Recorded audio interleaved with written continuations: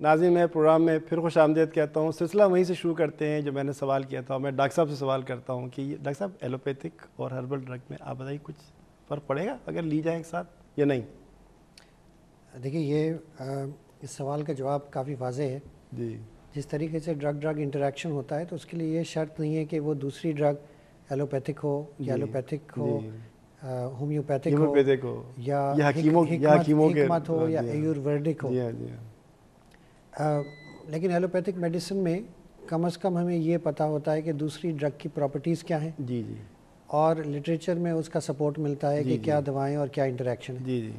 اگر ہم اس کے ساتھ ہومیوپیتھک میڈیکیشن کی بات کریں یا آیورویدک میڈیکیشن کی یا حکمت کی، تو میڈیسن کی سائنس کے اندر ایسی کوئی ریسرچ اویلیبل نہیں ہے جو ہمیں واضح طور پہ بتائے کہ یہ انٹریکشن کس نوعیت کا ہوگا یا کس شدت کا ہوگا. تو اس کا مطلب یہ کہ یہ ان نون فیکٹر ہے. رول تو یہ ہے کہ واضح طور پہ انٹریکشن ہوتا ہے. بالکل ہوتا ہے. اور کس حد تک ہوتا ہے؟ اور کس حد تک ہوتا ہے یہ علم نہیں ہے. اچھا. اس کی وجہ یہ ہے کہ سائنس نے کبھی یہ دونوں چیزوں کو direct head to head comparison نہیں کیا. کوئی پیرامیٹر نہیں ہے کہ جس سے آپ اسیس کر سکیں.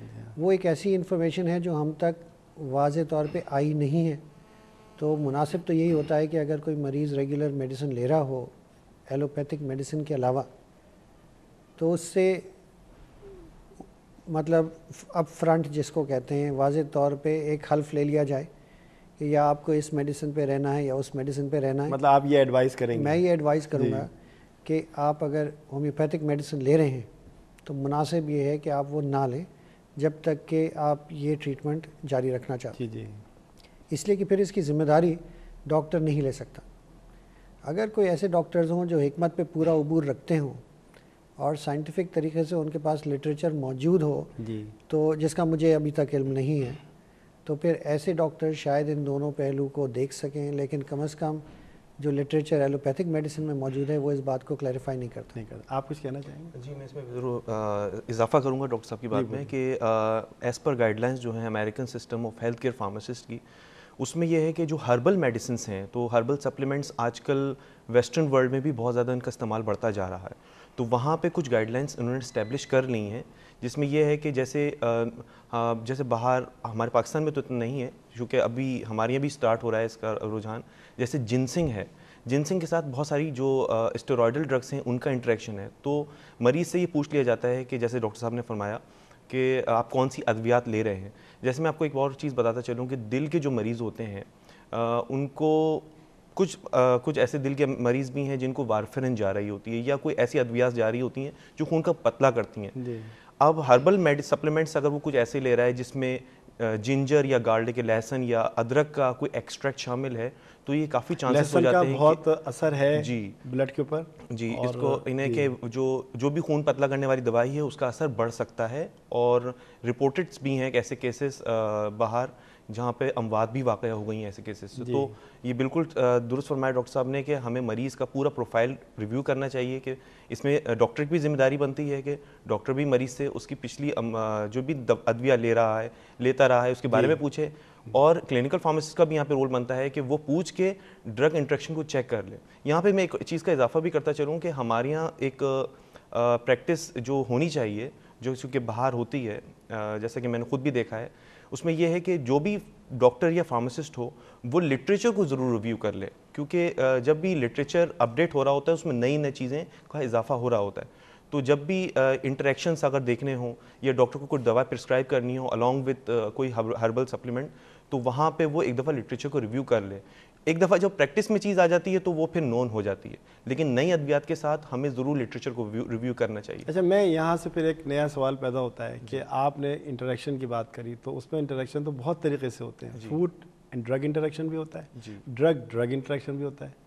کوئی فرق ہے اس میں؟ جی بالکل ہے. کیا فرق؟ آپ کیا میں چاہوں گا کہ آپ لوگوں کو بتائیے کہ مین فرق کیا ہے اس کے اندر. دیکھیے، جیسے پہلا سوال آپ نے جو کیا تھا ڈاکٹر صاحب سے، اس میں ڈاکٹر صاحب نے تفصیلاً یہ بتائی بات کہ ڈرگ انٹریکشن یہ دو طریقے سے ہو سکتے ہیں، یا تو دوائی کا اثر ختم ہو جائے یا دوائی کا اثر بڑھ جائے.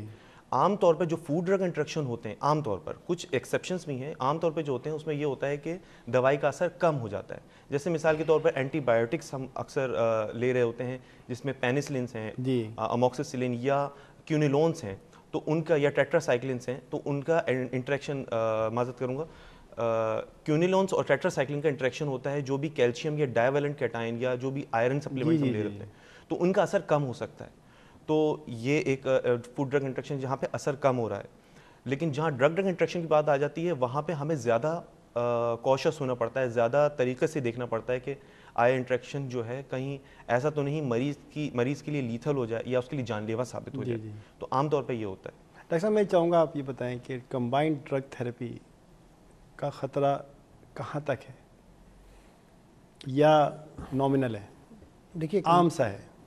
کمبائنڈ ڈرگ تھراپی جو میں آپ کا سوال سمجھ رہا ہوں، آپ کا اشارہ ان دواؤں کی طرف ہے جو کمبینیشن سے بنائی جاتی ہے. جی ایگزیکٹلی. ایک تو وہ کمبینیشن ہے جو مریض خود لے رہا ہے نا، مطلب ایک دوا اس نے لی اور دوسری دوا لی، وہ بھی کمبائنڈ تھراپی ہو گئی، اور اس میں بھی پوٹینشیل ڈرگ تھراپی کا ہے. اچھا، کمبائنڈ ڈرگ تھراپی کے اندر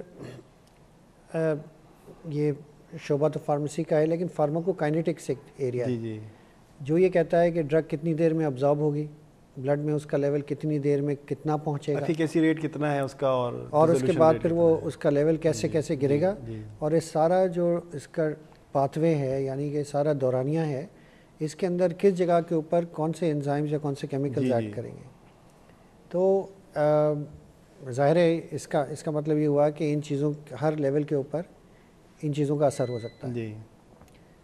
ایک ابزارپشن کے حوالے سے ایک اور ایک چیز میں ان کی طرف آتا ہوں، پھر ابزارپشن کی طرف. اچھا، لیکن میں یہ چاہوں گا کہ کلینیشین ایز اے کلینیشین آپ یہ بتائیے کہ اس کا کتنا حد تک اثر ہے. ٹھیک ہے. اب اس میں اگر کوئی دوا یوز کی جا رہی ہے جس میں 2 کمپاؤنڈز ہیں، کمپاؤنڈ اے اور کمپاؤنڈ بی، اور ان دونوں کو کمبائن کیا جا رہا ہے، تو اس کا مطلب یہ ہے کہ وہ ابزارپشن کے لیے ایک دوسرے سے کمپیٹ کریں گے. ایگزیکٹلی. پہلی بات.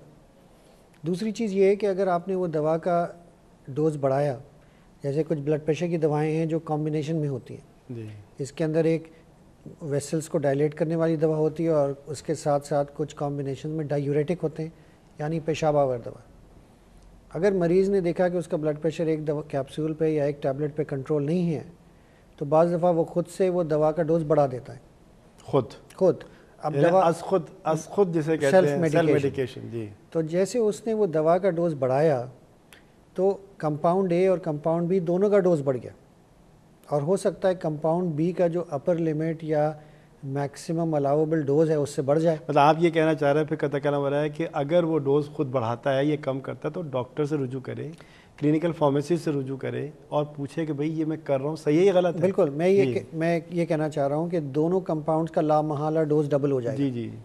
حالانکہ ہو سکتا ہے اس کے لیے پہلا کمپاؤنڈ کا ڈوز ڈبل کرنا مناسب تھا اور سیکنڈ کمپاؤنڈ کا مناسب نہیں تھا. تو کمبینیشن دواؤں کے جنرلی میں اس کو فیور نہیں کرتا کیونکہ اس کے اپنے ہینڈی کیپس ہیں. جی. آپ کچھ ایڈ کریں گے؟ بالکل. میں اس کا ایک اور ایک پہلو بھی ہے، جیسے کہ عام طور پر ہمارے پاس کمبینیشن جو میڈیسن ہے اس میں کمبینیشن جو پروڈکٹس ہیں اس میں کف سیرپس ہوتے ہیں یا ایسی فارمولیشنز ہمارے پاس آئی ہیں جس میں اینسیڈس اور کچھ جو فلو وغیرہ کے لیے جو دوائیاں استعمال ہوتی ہیں وہ کمبائن کی ہوئی ہوتی ہیں. اب ہوتا یہ ہے کہ جو ہمارے ینگ پریکٹیشنرس ہیں، جو کہ میڈیکل پریکٹیشنرس ہیں، ان کے پارٹ پہ تھوڑی سی ذمہ داری بنتی ہے کہ اور یہاں پہ فارمیسسٹ کی بھی ذمہ داری بنتی ہے جو کہ ان کو معلومات پہنچا رہا ہے. میں سمجھتا ہوں کہ قطع کلام ہو رہا ہے کہ زیادہ بنتی ہے. جی بالکل. کیونکہ یہ آپ کہتے ہیں کسٹوڈین آف ڈرگس. جی بالکل. دوا کا رکھوالا. تو آئی تھنک یہ تو آپ کو زیادہ جانکاری ہونی چاہیے کہ دوا کس طرح سے ایکٹ کر رہی ہے اور کیوں کر رہی ہے. جی. لیکن میں ہمارے پاکستانی سیٹ اپ کے حوالے سے ایک بات کرنا چاہوں گا کہ یہاں پر فارماسسٹ کی جو تعداد ہے وہ بہت قلیل ہے. تو ان کی اگر غیر موجودگی میں ایک پرسکرائبر کی بھی تھوڑی سی زیادہ ذمہ داری بن جاتی ہے جب تک کہ اس کمی کو پورا نہ کر دیا جائے کہ پرسکرائبر بھی جو پرسکرائب کر رہا ہے کمبینیشن میڈیسن اس میں یہ دیکھ لے کہ اس میں ایکٹیو انگریڈینٹ کون سے ہیں. جیسے کہ اتنا ٹائم ہوتا ہے پرسکرائبر کے پاس کہ وہ ایکٹیو انگریڈینٹ دیکھے؟ جی. اس میں کیا آپ سمجھتے ہیں؟ دیکھیے اس میں یہ ہو سکتا ہے کہ اگر نیا کوئی پریکٹیشنر ہے تو وہ ایک اسپیشلائزیشن کی طرف جا رہا ہوتا ہے، ایک پریکٹس اپنی ڈیولپ کر رہا ہوتا ہے.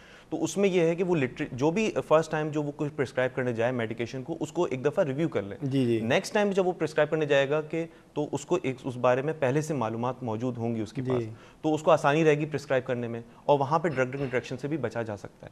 جہاں پر فارماسسٹ کی ذمہ داری آتی ہے وہاں پہ یہ ہوتا ہے کہ اس کو یہ جہاں پہ ایک ڈاکٹر صاحب کی بات جو میں یہاں سے تھوڑا سا اختلاف کروں گا کہ جو کمبینیشن میڈیسن جو فارماسیوٹیکل کمپنیز جب بناتی ہیں تو اس کی فارماکوکائنیٹکس اور بایو ایکویولنس ٹیسٹنگ ہوتی ہے, تو ان کو یہ دیکھ لیا جاتا ہے پہلے ہی کہ جو کمبینیشن میڈیسن ہے ان کی کلینکل ایفیکیسی کتنی ہے.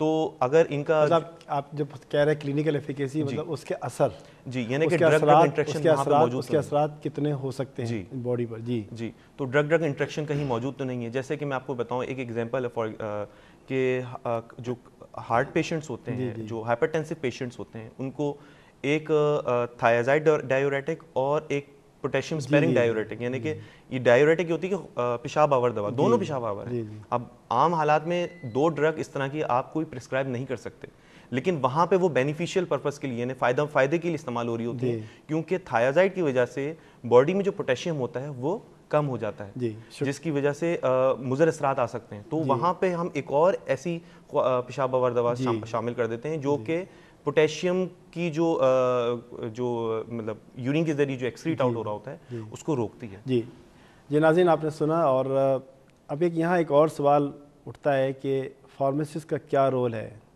کیوں ہے, اور کس حد تک فارماسسٹ جانکاری دے سکتا ہے مریضوں کو. ایک چھوٹا سا بریک لیتے ہیں, ہمارے ساتھ رہیے گا, پھر حاضر ہوتے ہیں.